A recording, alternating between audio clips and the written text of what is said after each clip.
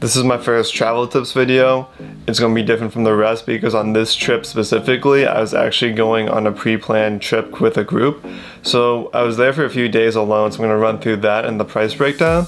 But first I'm going to list off a few things that you should really know for Costa Rica in general. One thing when it comes to traveling outside of the US, people assume that our dollar holds more value, and in most cases it does. When it comes to Costa Rica, $1 US is the equivalent to 564 colones at this point in time. But then the reality is the prices are still equivalent to what they would be in the US.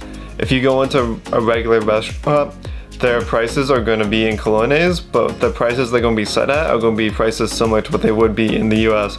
For example, when I went to McDonald's, I was still spending the equivalent of $8 to $10 on a full McDonald's meal in Costa Rica, which is probably what most people would spend at McDonald's in the US. Then another thing is, if you're on the street and someone comes up to you and says, "Hello, my friend," or "Mi amigo," they aren't your friend, they aren't your amigo. They see that you're a tourist, they're going to try to find some way to rip you off or scam you, or maybe even try to steal from you when you're not paying attention. So just be very mindful of your surroundings, especially when you're walking around alone or in a small group, because people will try to take advantage of you. So one thing you will notice is that Costa Rica is a very tropical area, and there's going to be bugs everywhere, especially in buildings. So if you're in your hotel room and you're in the bathroom and you see a small trail of ants, don't freak out, that's totally normal. The only way if you want to avoid something like that is you're going to have to probably spend more money by staying at a Marriott or a Ritz or a nice fancy hotel each night. So for flights, round trip is about $7.45, flying from Boston to San Jose, Costa Rica. Each way there's one stop, so I went from Boston, Fort Lauderdale, Costa Rica. Then on the way back I went all the way from Costa Rica to JFK, which is New York, and then from New York to Boston. I mentioned this before in another video, so there is Uber in Costa Rica, but at the airport it's a little dicey. So when you walk out of the customs at the airport, by the way, customs is going to be a very long wait most of the time, especially if a lot of flights are inbound and there's not a lot of people working on per se the weekends. When you walk out of customs, you're going to get swarmed by taxi drivers, and they're going to tell you that there is no Uber. They're going to show you that there's red taxis, which are the taxi of Costa Rica, and there's orange taxis, which are taxis strictly for working at the airport. But they're both going to rip you off regardless. So they're going to try to charge you about the equivalent of $50 from the airport to San Jose, when in reality there are buses one street over, and there is Uber. But here's a huge but. Uber is technically not allowed at the airport, and if you call an Uber to the airport and a police officer sees it, they will give you a ticket for that. So what I did is we walked off a side street that's about a quarter mile away, where it's technically not an airport property and it's not crossing a highway. So I was able to call an Uber there, but then with all the surcharges and fees, just because of the time I called it at, I still ended up paying around $40 because we had to go a long wait. There's a lot of traffic. It was kind of during rush hour. So in the end, it wasn't that much of a difference, but then from San Jose to the airport, my Uber is $15, so do with that as you will, but the best way to get from the airport to your location is to have prearranged pickup. So try to see if your hotel has a shuttle or some way of getting you from the airport to its location. So the hotel I stayed in for 3 nights cost me about $40 a night. It's about a 40-minute drive from the airport. I thought it was a lot closer, but it was actually in a decent location because it was right across the street from the large park in San Jose, and it was about a 20 to 25-minute walk to the center of the city. So in the end, it wasn't that bad. I had a nice stroll getting to the city and exploring around. So when it comes to food in San Jose, I wasn't spending a lot. I was probably averaging $10 to $15 a day, eating once or twice at McDonald's for meals and then eating Cliff Bars in between. Every morning I'd go to McDonald's and get a $2 coffee just to have a coffee for the day. But my first night, my hotel was actually on the top of a hibachi.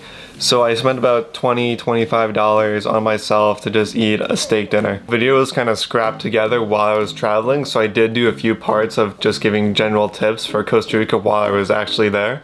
So I'm going to cut to that now, but then I'm going to come back and just talk about, in hindsight, do the full price breakdown, which will kind of help you decide if you're going to go to San Jose or Costa Rica in general.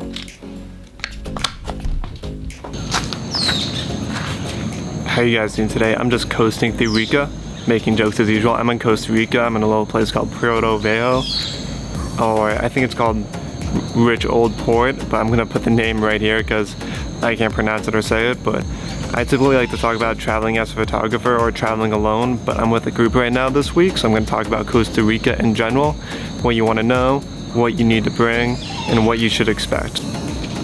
So one thing you want to keep in mind is your footwear. So you want to bring a pair of sneakers that you don't care about, ones you can literally throw in the trash if you had to. So you don't have to worry about mucking up or getting a new clean pair of sneakers dirty. Two other things you should think about. Bring a pair of water shoes. If you have to go to the beach, if you have to hike through a jungle, cross a stream, and you don't want to walk through with your shoes and socks and get super soaking wet, bring a pair of these. You can find them on Amazon for about $25 to $30. You can walk through water. These will stay wet for a while, but you're not gonna get your socks soaking wet or your shoes soaking wet. And you just get back to your place, take them off, let them dry, and they're good as new.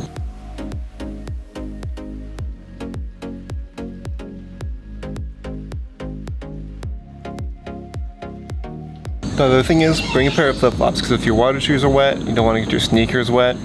You can walk anywhere in these. I mean, you guys probably all know what flip-flops are. You know how to use them, know where you can walk, know where you can't walk, but they're a great third backup option to your backup option if you need a pair of shoes.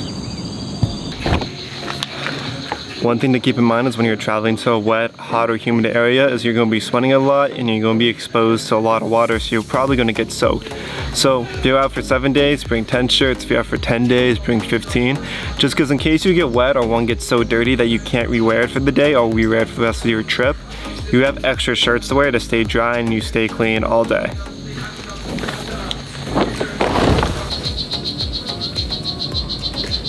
I think it goes without saying, if you're going somewhere warm and you're going somewhere bright and tropical, bring a good hat so you can shade your face. Also, a good pair of sunglasses. That way you don't blind yourself every time you look at the sun.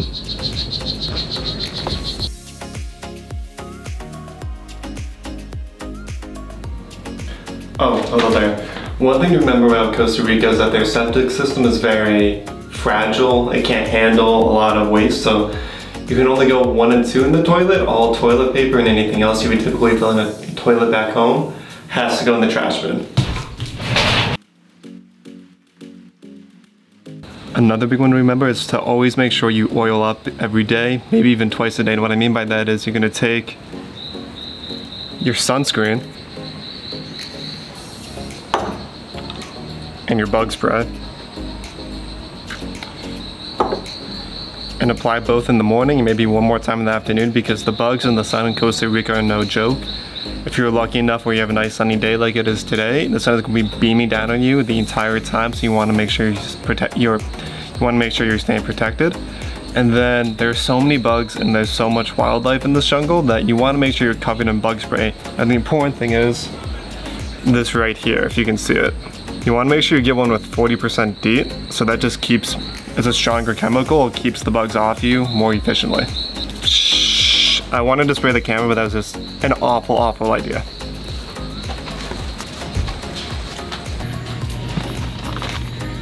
Another thing to remember is Costa Rica is a rainforest. There's a ton of bugs, a ton of lizards, a ton of animals. So if you see one in your room, don't be alarmed. They're not going to do anything to you, hopefully. But if it's a little trail of ants, they're in there to clean, they're in there to eat the other insects. If you see a lizard, they're there to help you. They're gonna get the mosquitoes, they're gonna get all the bugs you don't want. So don't freak out if you see one. That doesn't go without saying, if you see a giant spider, run or go tell someone to get it for you. Because no one wants to deal with that kind of nonsense in Costa Rica.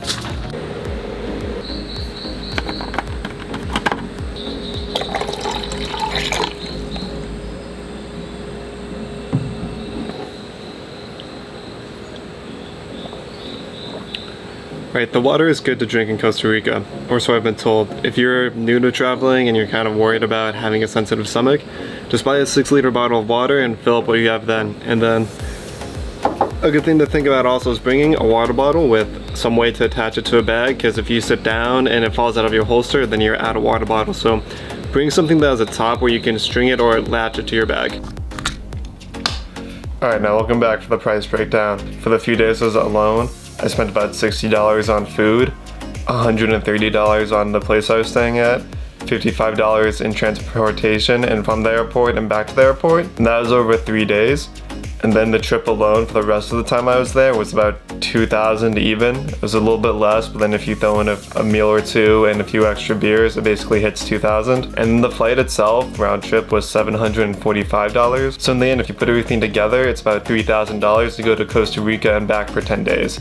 If you go on a trip like I did, If you're interested in seeing the week-long trip I did with Voyage RX, which is the travel company, I'll put their description in the bottom below with all the information about their upcoming trips for this year and next year. Coming back in hindsight, after getting back home and thinking about what happened during the trip, these are some of the things that I thought of. I wish I spent less time in San Jose.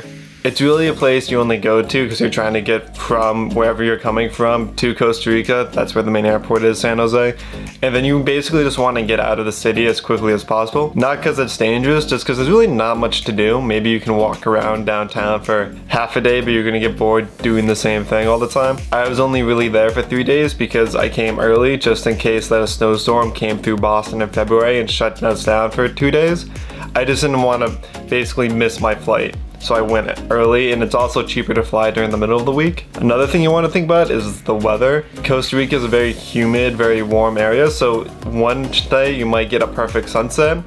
The next day you might just get nothing but gray clouds. Now unfortunately, when I was there, all I got was gray clouds when I was in the jungle kind of area hoping for a sunset. It just got clouded in every day. Most of the time it was raining off and on because it is a rainforest. We did get some sun, but we also got a lot of rain. So it's gonna happen in both ways. You're gonna get rain, you're gonna get sun.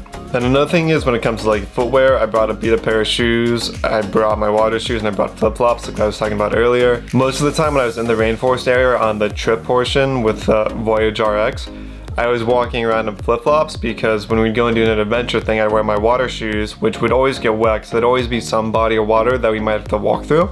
And the thing is, it's so humid there, it would take them way too long to dry.